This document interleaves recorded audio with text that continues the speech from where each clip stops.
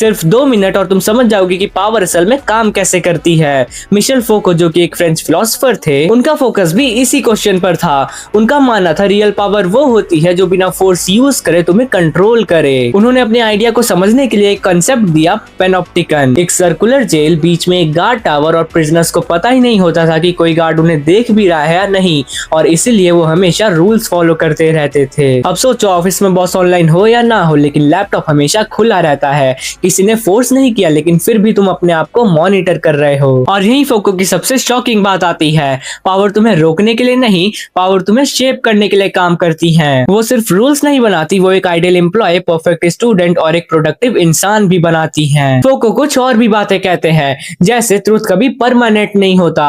अब हिस्ट्री को ही देख लो, एक टाइम था जब स्कूलों में लेफ्ट हैंडेड बच्चों को पनिश किया जाता था, आज वही नॉर्मल है। कभी मेंटल इलनेस को पोजेशन माना जाता था, आज साइंस उसे बिल्कुल अलग तरीके से समझती है। फैक्ट्स बदले नहीं, बस उसे देखने का नजरिया बदल गया। अगर सब लोग बोलते हैं कि सक्सेसफुल वही है जिसके पास लग्जरी कार है, तो धीरे धीरे तुम भी वही मान लेते हो। किसी लॉ ने फोर्स नहीं किया, लेकिन सोसाइटी ने पूरी डेफिनेशन ही चेंज कर दी। इसीलिए फोको कहते थे नॉलेज और पावर हमेशा कनेक्टेड होते हैं। जो नैरेटिव कंट्रोल करता है वो लोगों की रियलिटी भी कंट्रोल करता है, और इसी वजह से हिस्ट्री, मीडिया, एजुकेशन इतने पावरफुल है।